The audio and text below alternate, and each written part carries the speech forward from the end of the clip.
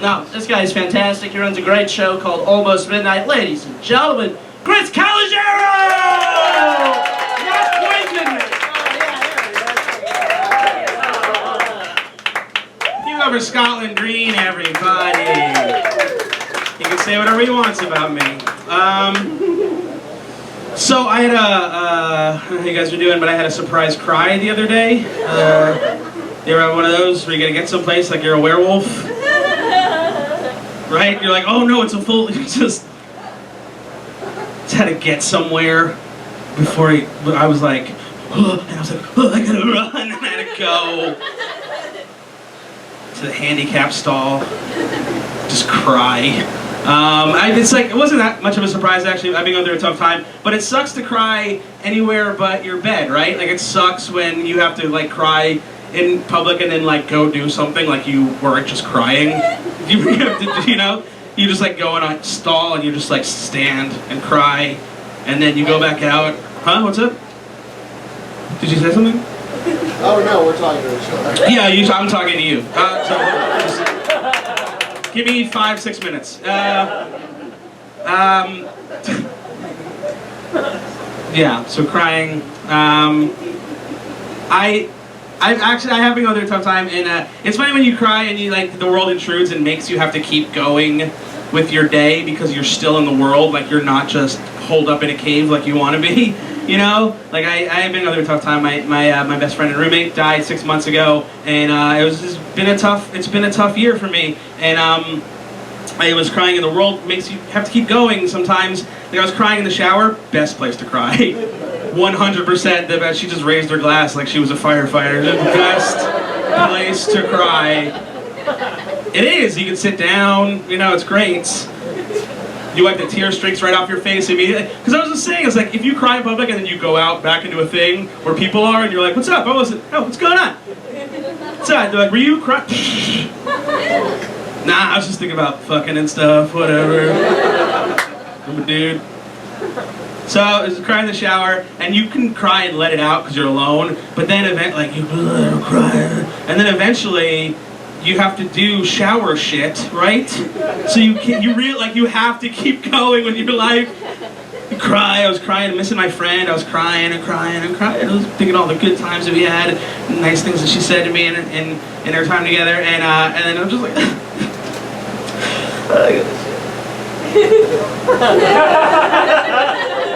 I don't think I have conditioner in here. Horrible. Yeah. So my best friend and roommate did die 6 months ago, and this has been hard. I actually was the one who discovered her dead in our apartment, and it was just the worst way anybody's chosen to say they don't want to live with me anymore.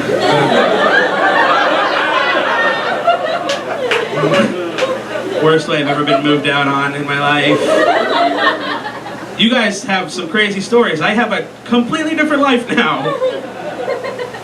Yeah, it's been really hard to deal with these things, and I find ways to try and cope with it. One of the ways that I've been coping with it is I just go around the world and pick out people that I would trade to have my best friend back every day.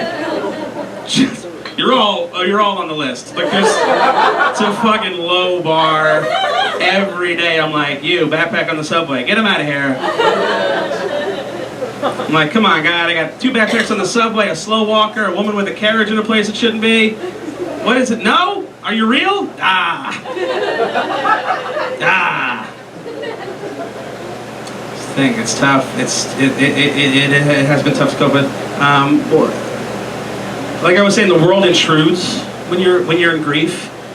Grief is a funky thing, and it's hard. It's so strange because you want the world to stop, but the world doesn't give a fuck, so it just keeps going, and you keep going, doing your mundane, stupid life shit. Like my roommate died on a Friday, and on a Saturday, I just got mad at myself for taking a shit.